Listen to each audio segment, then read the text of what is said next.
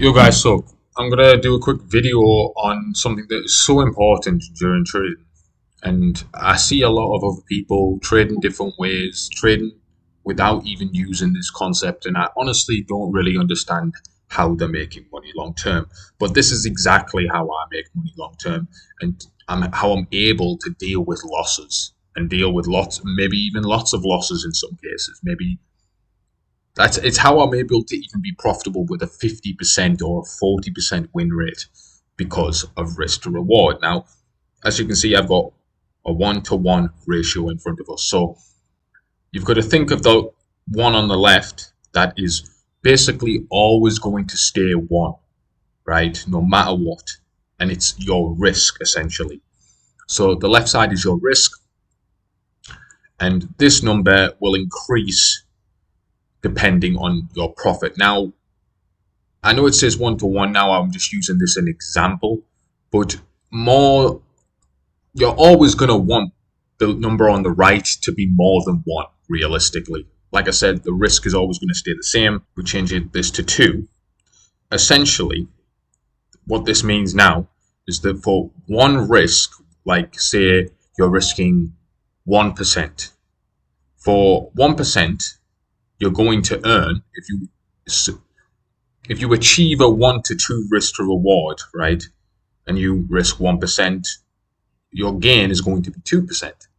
So it's going to be 2 times your risk. A 1-to-2 risk to reward is essentially just 2 times your risk. It is just 2 times the 1, essentially.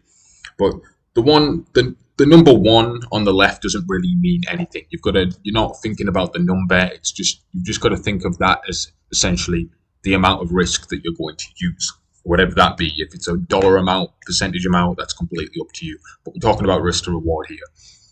So why I say this is because you're always going to want your winners to be larger than your losses, right? That's essentially how you make money long term.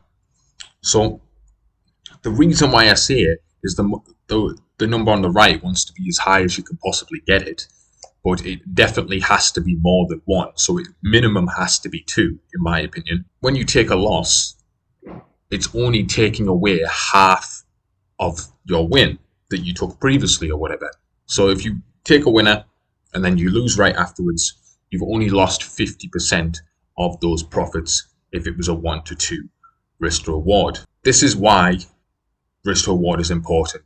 I don't even go for a 1-to-2. Minimum when I go for a 1-to-3. So basically, all of my winners are 3 times my risk, right? That's the minimum I go for. On a weekly basis, say I take 5 trades and I only win twice, but I lose 3 trades.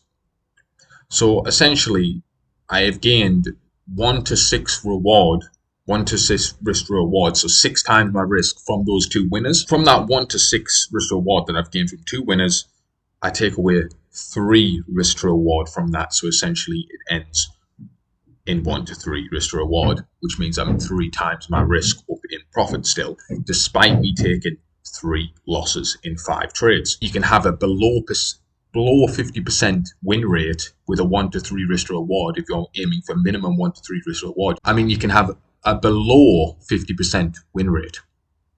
So this is why this is important, because when things don't go your way and you take losses like you're inevitably going to, your profit is able to cover those losses and still keep you in a positive. The issue is if you're only going for 1-to-1 or even less than 1-to-1 risk to reward, then your losses are going to be significantly bigger than your gain, and it's going to eat into your profits faster. Now, you might find that if you only go for a 1-to-1 risk to reward, you might actually win a lot more times than you lose. The thing is that this isn't always the case, because it depends on your style and your ability and your strategy, whether you're actually going to have a high win rate anyway. That's why I really don't even believe in having low risk to reward, because it's so much easier to make mistakes, basically. Because you take less losses in general, you're going to be a lot more sensitive to taking losses because you're not used to it. Whereas, like, if you have a lower win rate, you're actually much more used to taking losses than someone that has a higher win rate. And that's a controversial opinion. People say, a lot of people online brag about having a high win rate, but there's going to be some people out there that have extremely high win rates and only go for one-to-ones all the time, and they make money, and that's totally fine. That's their style, and it works for them. But for me personally, I think this is the best style to have for anyone, because you're going to take losses. It's a much higher chance of you making mistakes than not making mistakes, especially if you're a beginner. So this concept applies better to beginners than anything else, because you're going to take losses, but you want to make sure that your wins are actually bigger than your losses. And risk to reward, high risk to reward, ensures this. And this is exactly why I do not accept anything less than a 1 to 3 risk to reward, because if I do, I know that my losses are inevitably just going to take more of my wins away, and my wins aren't actually going to be worth it long term. That's just a simple way to think about it, is that when you look at risk to reward ratio, this number will always stay the same. Your risk will always stay the same. That's another key thing you've got to keep in here. For this concept to work, your risk has to stay the same on every single trade that you take. And that's why I say that you want to aim for a set risk to reward, like a 1 to 3 or a 1 to 2 or a 1 to 4 or a 1 to 5, depending on whatever your strategy is. You want to stick to that. So over a long period of time, you're going to make money, basically. You're going to ensure that. You can even speculate how much money that you're going to make over, depending on how many losses and how many wins that you take on a weekly basis or a monthly basis. So yeah, guys, that's just a quick example of how risk to reward is just a powerful tool. If you're going for one-to-ones and you take like a string of losses, you can erase your profits fast, like very fast. Like say you're up like 1 to 12 risk to reward over a period of like a winning streak. Let's say you've won like 4 trades in a row at a 1 to 3. You're at 1 to 12 now. You could lose 5 trades in a row after that, maybe even 6 trades in a row after that, and you're still going to be in profit. That is the power of it. That's why it's such a good concept, is because shit can hit the fan and you're still going to be okay.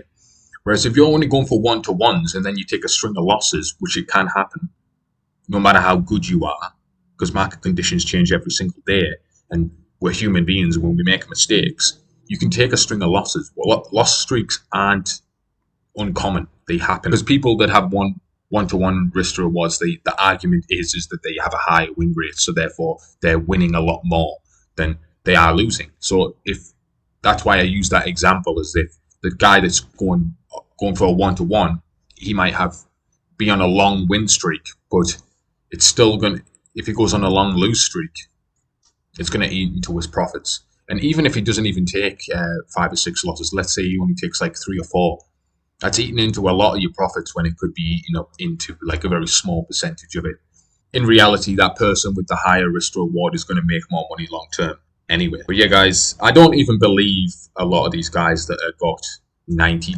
I don't believe anyone really that's got a 90% win rate, because it's not humanly possible. If you can show me 24 months in a row of a 90% win rate on a legal, legit broker statement, then I'll believe you. But just saying this shit on social media is just complete bullshit to me. And I have no problem in saying that sometimes my average between a 40 to 60% win rate, but that's irrelevant to me, because it's all about risk to reward. When it comes to making money for me, it's all about, I could be sitting up 30, 40 risk to reward, 30, 40 times my risk for a month, right? And I could have lost 60% of the time, 50% of the time I could have lost. That's the thing, but I'm sat in mass amount of profits, because this isn't a game about winning all the time. This is a game of probabilities. So guys, quick breakdown.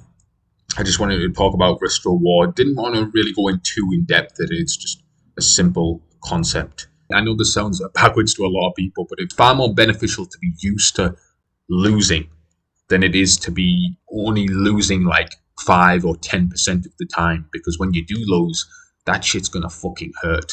Losing hurts regardless, but if you're not used to that shit, you're going to be sensitive to it. That's just basically how it goes. If something doesn't happen to you often, it's going to affect you a lot more than someone that is used to that outcome happening a lot more. It's just how it is. So